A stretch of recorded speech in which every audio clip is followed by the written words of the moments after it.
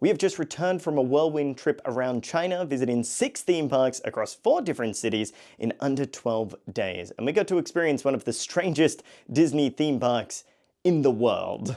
Before this trip, I had been to every single Disney theme park, bar one, the elusive Shanghai Disneyland. Part of that is because this park has only been open for around 8 years, which isn't a whole lot of time to go and get there. And the other reason is that it's in China. Now, China is not an easy country to get into. In the past, if you wanted to visit, you needed to go through a strenuous and cumbersome visa process that required you to go to a consulate in person, which could not be done online and was likely in your nearest major city, so you had to go all the way there, get that approved and signed for, or you could arrange to fly through a city like Shanghai, where under very specific circumstances, you were allowed up to 144 hours to explore the city. Now, both of these options sounded extremely annoying, so we never did them. That was until earlier this year, when China announced visa-free travel for select countries, including Australia. The time to visit Shanghai Disneyland was now, so we booked a trip and we were on our way. But in our planning, we came across and heard some pretty terrible things about this theme park.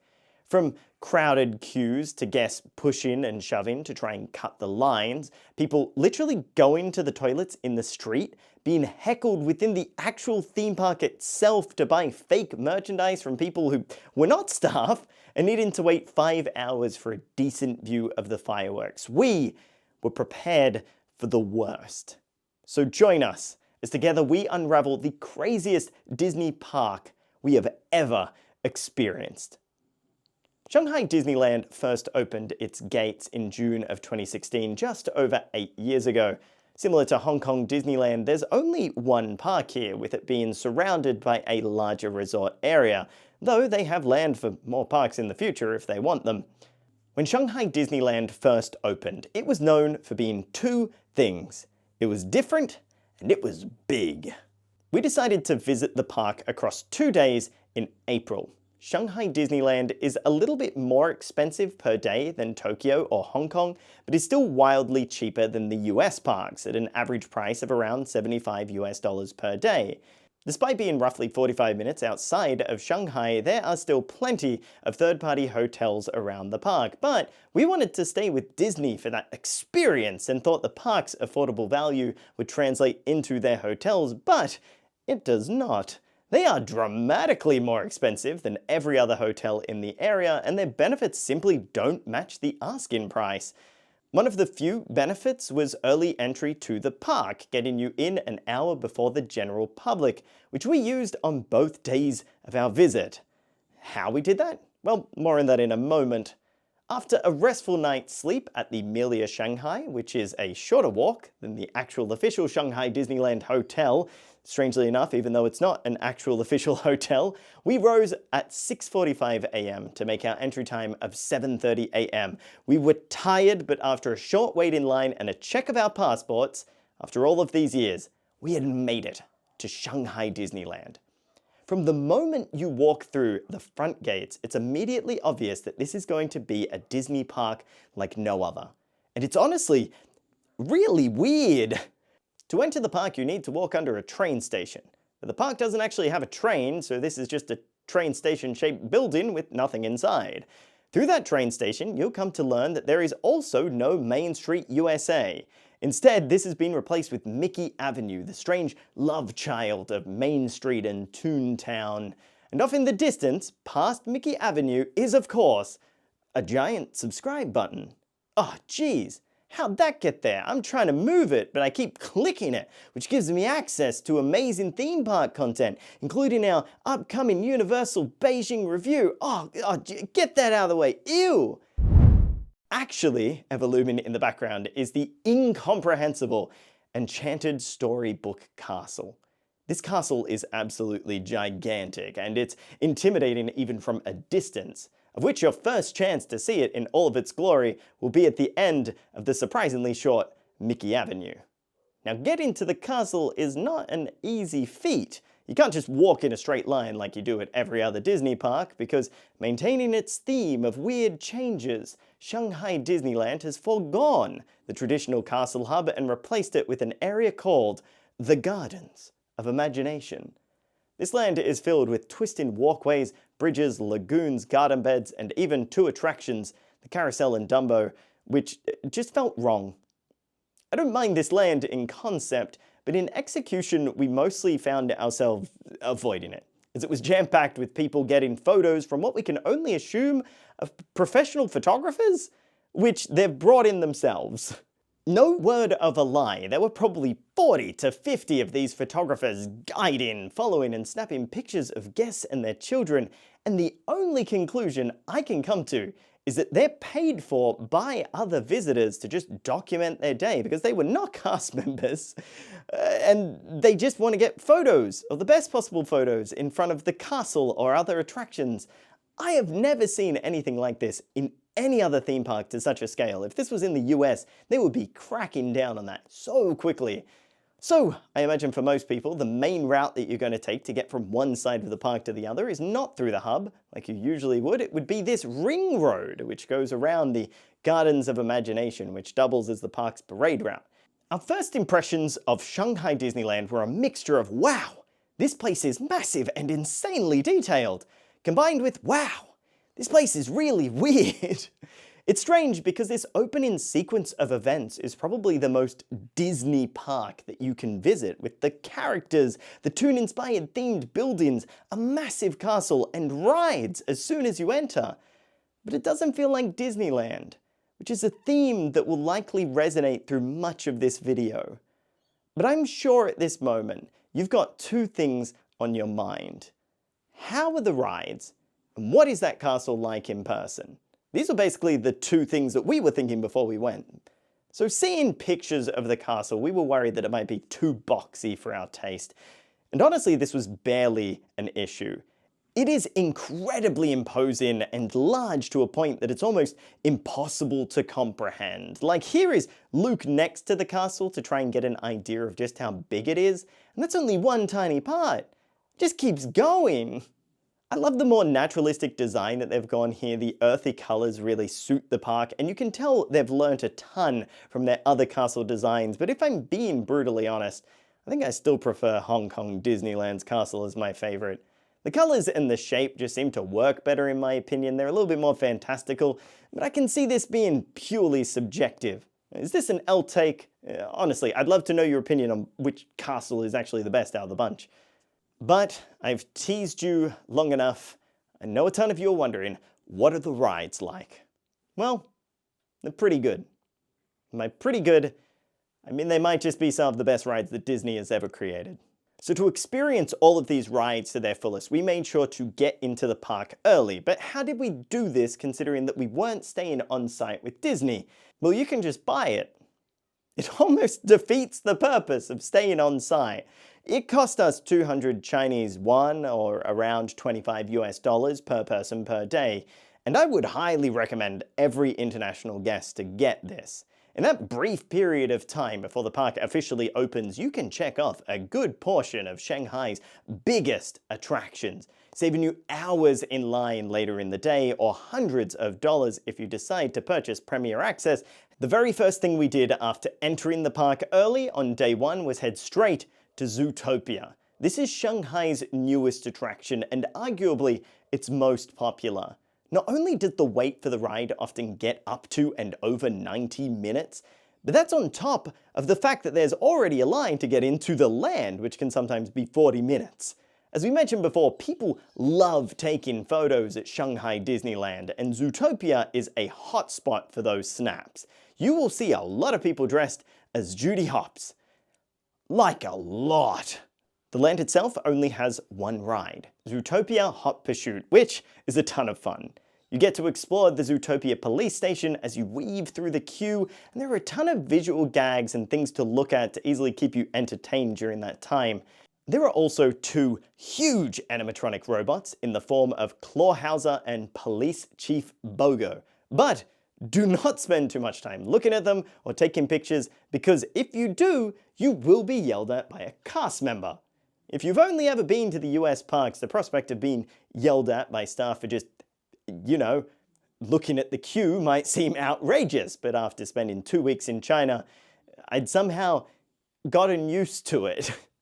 Now, despite the name Hot Pursuit, this is not a thrill ride. It's a trackless dark ride set all throughout Zootopia in a time just after where the film left off. The ride marries a healthy amount of screens and practical effects, including some hilarious visual gags alongside some impressive animatronic robots. Do we think this is the best trackless dark ride Disney has ever made? No, but the locals love it and the land is heaving with guests, so it's definitely a success. Now, if you're not a fan of the film, I think you'll still appreciate what the ride is trying to do, but it may not be a jaw-dropping experience like one of the other attractions on our early morning agenda, which we're on our way to after a few more rides. After finishing up at Zootopia, our next stop was soaring over the horizon. This was a decent 10-minute walk away, but this ride tends to get stupid busy as the day goes on, and I'm not sure I'm willing to wait 110 minutes for a ride that I have done now at over 3 other Disney theme parks. Soaring is soaring. It's a gentle flight over many of the world's most famous landmarks, and with the smells and wind effects to match. 10 years ago, this was a groundbreaking attraction. But now so many parks have fly-in theaters that they're all just kind of starting to blur together. In my opinion, Soarin' is worth riding for the music alone, but if you've done Soarin' at any other park, then you've also done it at Shanghai. Now after Soarin', we went straight to Pirates of the Caribbean. But wait a minute, what's that? Oh my, it's a tagline! This ain't your regular Pirates of the Caribbean, this is Pirates of the Caribbean Battle for the Sunken Treasure. Disney cooked hard with this ride, and in my opinion, is easily one of the best attractions Disney has ever imagined. First, you're in a boat, and to the untrained eye, this is just a regular boat. But in reality, this boat can rotate 360 degrees to face any direction necessary. It's so incredibly subtle, but when what you think is a boat starts shifting direction against the current out of nowhere, it's almost magical. The ride experience starts with this Jack Sparrow effect, which blew our minds the first time we saw it, and then opens up to these gigantic set pieces unlike the scale of any indoor boat ride we've ever experienced. It was already impressive that the original Pirates of the Caribbean managed to fit a whole boat in it, but this version has like 5 full-sized boats. I've said boat a lot. Now, being a modern attraction, it does use quite a bit of screens, but it works quite well for this ride. The boat movement follows the screens and the perspective shifts based on where you are to really sell the illusion that you're moving in ways not possible for a standard boat ride. Also, the water moving and lapping up against the screen sells the effect so much better than just a flat floor like it does on other rides such as Ratatouille.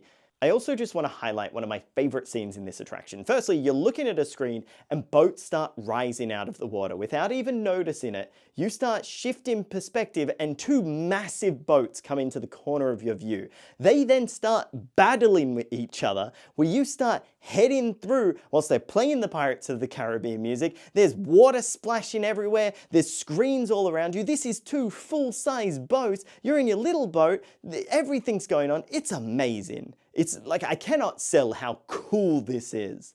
Honestly, my kudos to every single person who worked on this attraction, because even after almost a decade, it is still one of Disney's best attractions. Now at this point, the general public had made their way into the park because we had gotten on to about 50 minutes since we had been there, and lines were starting to pick up. Now, we won't give a rundown of every single attraction that we did over the 2 days because, firstly, this video is long enough as it is, and also that's what our tours are for. But of the rest of the lineup, the highlights were the best version of Peter Pan anywhere in the world, the river rapids featuring one of the largest animatronics we've ever seen, and one of the most unique experiences we've ever had in our life, which we did not expect in a Disney theme park. And we'll touch on that in experiences.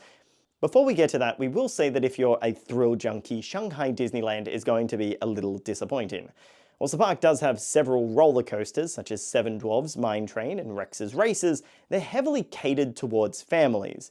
Rex's Races is a straightforward clone of RC Racer at Hong Kong Disneyland, and Seven Dwarfs Mine Train is too short to be a notable roller coaster and too lacking in scenes to be a notable dark ride. The real star of the Thrills lineup is Tron Light Cycle Run, an accelerated roller coaster that has you propped atop your own light cycle, launching you first up and over Tomorrowland before blasting you into the grid for your own high-octane adventure. If you have ridden this at the Magic Kingdom, it is the exact same ride but flows so much better here, as the entirety of Tomorrowland has been designed around Tron being its centerpiece. This coaster is fairly divisive, mainly because of the weird restraints. You kind of have to tuck yourself in it as if you're riding a motorbike, but the restraint hugs your body in ways that are really unnatural. I'm a small guy, so I didn't have much of an issue here, but Luke, being much taller than I, tends to find the experience fairly uncomfortable. Now, despite that, it is a ton of fun, and one that only gets better when the sun falls so that you can appreciate the astonishing lighting package of the outdoor section of Tomorrowland. I think this is a good opportunity as well to mention that Shanghai Disneyland is gorgeous.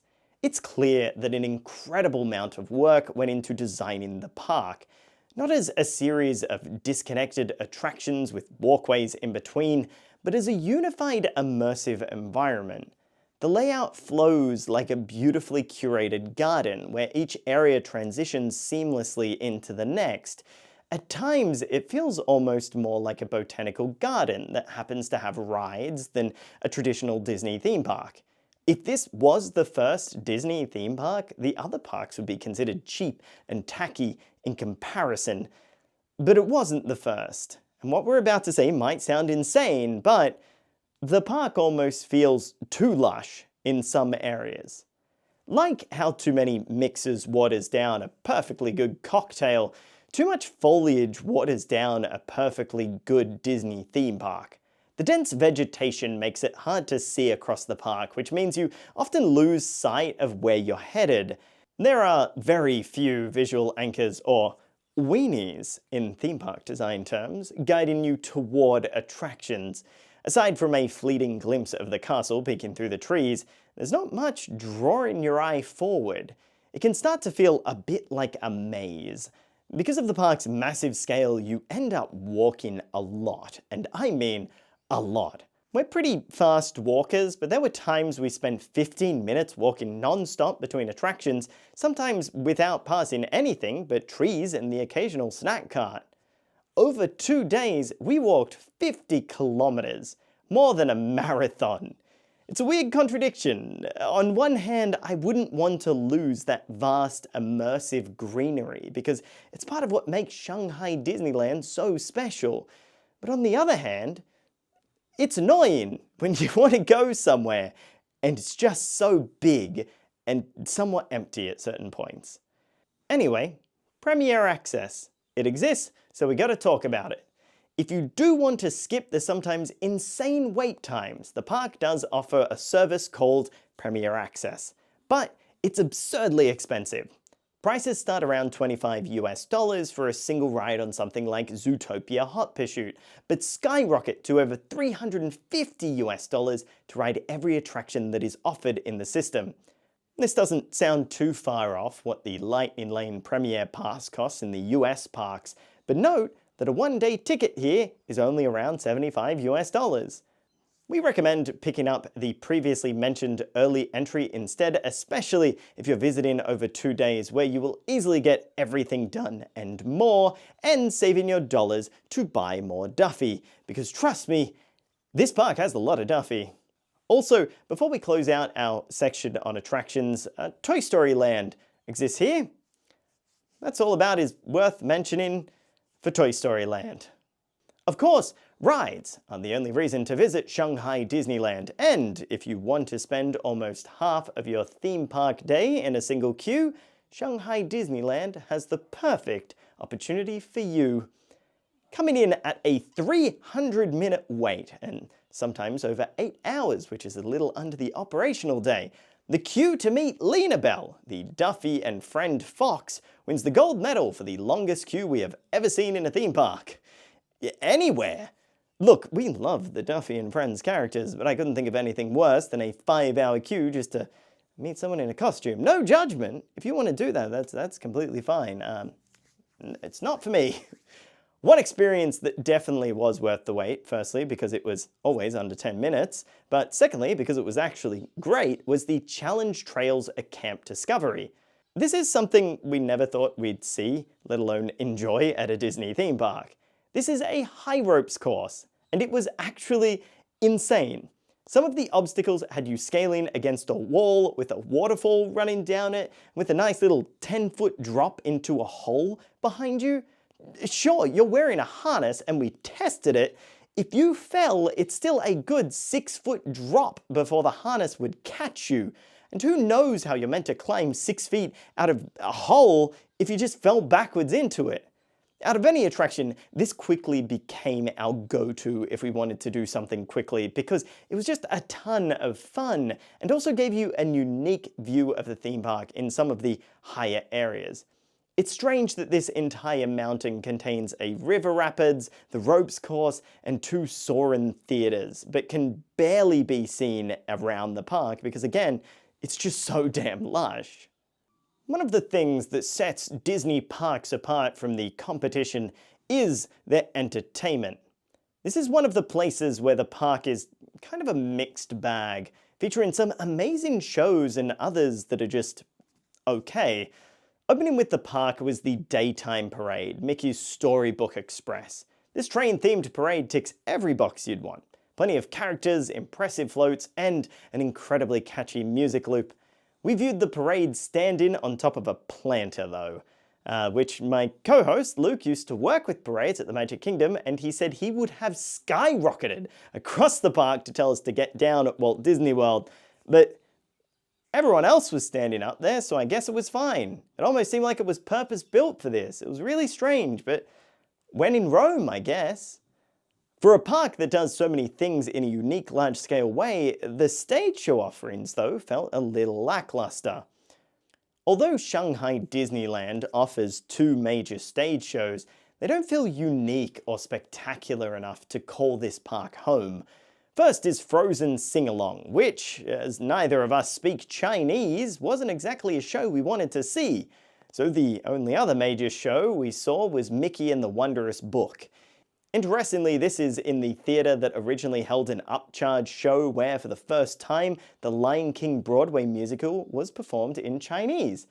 But this show is a classic Mickey and the adjective noun, but it lacks a bit of its punch here because it's almost identical to the Hong Kong Disneyland version. For a park that has so many unique versions of other offerings, it would have been great to see them try something different here, and especially build something for the local audience utilizing the full-scale Broadway-style theater that the park has. The park also features an insane-looking show entitled Captain Jack's Stunt Spectacular, but was unfortunately closed on the days of our visit, so we didn't get to experience that, but it does look very cool.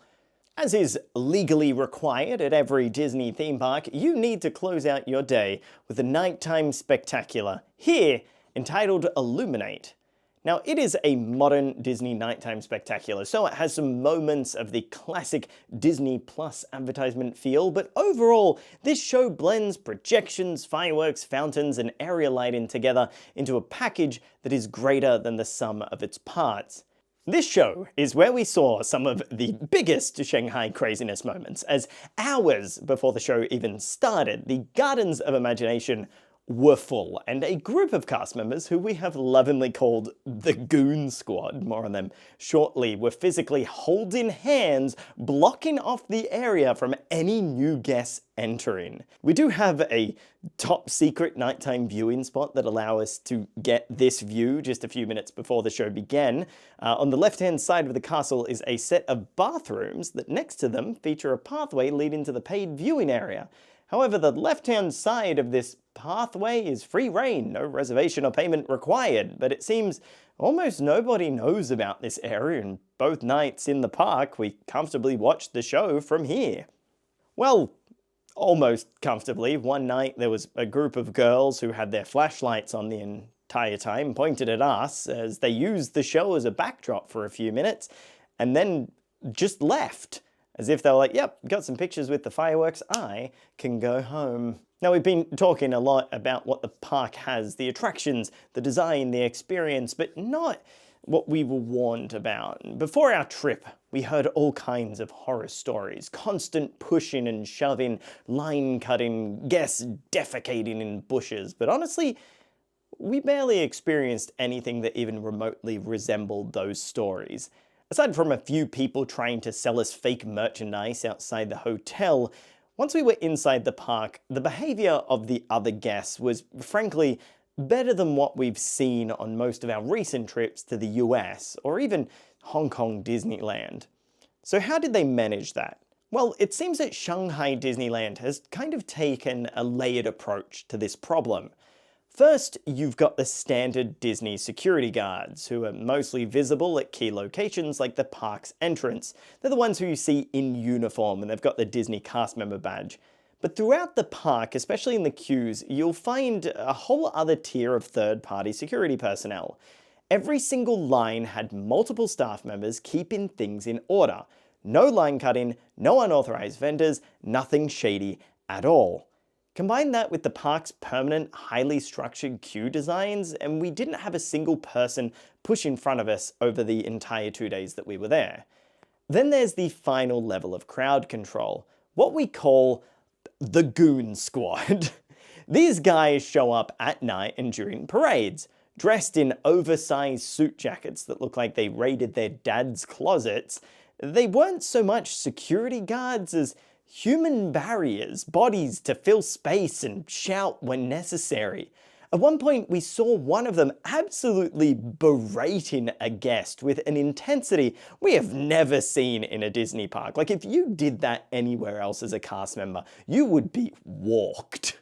Now, we have no idea what was being said, but we were very glad he wasn't saying it to us. Now, there are videos of Shanghai Disneyland in the early days where it was a free-for-all, so we know that things have definitely changed in recent years. It's good to see Disney taking these problems so seriously and putting in an effort to ensure that the park is comfortable and safe for everyone. Now, Shanghai Disneyland is in Asia, which means when it comes to merchandise, you can expect to see a lot of Duffy. If you're not familiar with Duffy, then chances are you've never been to one of the Asian Disney theme parks. This bear and his entourage of friends are absolutely everywhere. Ironically, started in the US, where he didn't take off, they quickly dominated the park and its merchandises at Tokyo in a rather spectacular fashion and have now been adopted at Hong Kong and Shanghai as well. I believe also the Disney Adventure cruise ship is going to have some Duffy on there, so good luck to everyone. Now, when you look at the merchandising stalls at Shanghai Disneyland, expect to see rows and rows of Duffy. I'm not sure how true this fact is, but I read somewhere recently that the Duffy brand alone earns Disney almost $500 million every year. Now, Shanghai Disneyland probably had the widest collection of Duffy merchandise out of the 3 Asian resorts. I'm personally a big fan of Gelatoni, but Luke prefers Olumel. I know some people who find the existence of these plushes almost offensive because they have no real connection to Disney and are just merchandise, but they seem to bring a lot of people joy, including myself, so I'm okay with that. I think Gelatoni is cute. Something we especially liked about Shanghai's merch is that each land had its own range of unique pins, water bottles, and more. It's the most land-specific merchandise we've seen at a Disney park in a long time. They even had Gachapon mystery pins specific to the park, which was a lot of fun, like park bins, ride signs, and they sucked more money out of our wallets than we would like to admit. This merch, at least from our standards visiting other Disney parks, seems to be pretty affordable from a Western perspective, so I could grab a few more things than I usually would without feeling too guilty about it. So I think after really sitting down and assessing Shanghai Disneyland, our first impression pretty much matches up accurately to what the park is attempting to be. It's different, and it's big. Despite being so bizarre for people like us who have been to every Disney theme park, that classic Disney charm still manages to shine through in many areas. The rides are impeccable, the provided entertainment is unrivaled, and the experiences are world-class. But even with all of that, I never quite felt fully immersed the way I was in other Disney parks. It was as if I was just outside the experience, watching other people truly live it. And maybe that's the point. Shanghai Disneyland wasn't built with us in mind. It's a park designed for a different audience in a different culture, and it was never intended to be an international destination. It's not worse for that, but it is different. And that difference, while sometimes alienating, is also what makes it so fascinating. Probably what this all boils down to is that if you're curious about this theme park, then go. Make the opportunity. Not only is Shanghai Disneyland such a fascinating park to experience, but China in general is a beautiful country. We did things outside of Shanghai Disneyland, of course, because we need to keep ourselves sane. There's only so many theme parks you can do in a row, and it's a beautiful country with beautiful people. But over to you. What's your thoughts on Shanghai Disneyland? And if you've been, did you enjoy it? For review time, I'm Dom. Thanks for watching.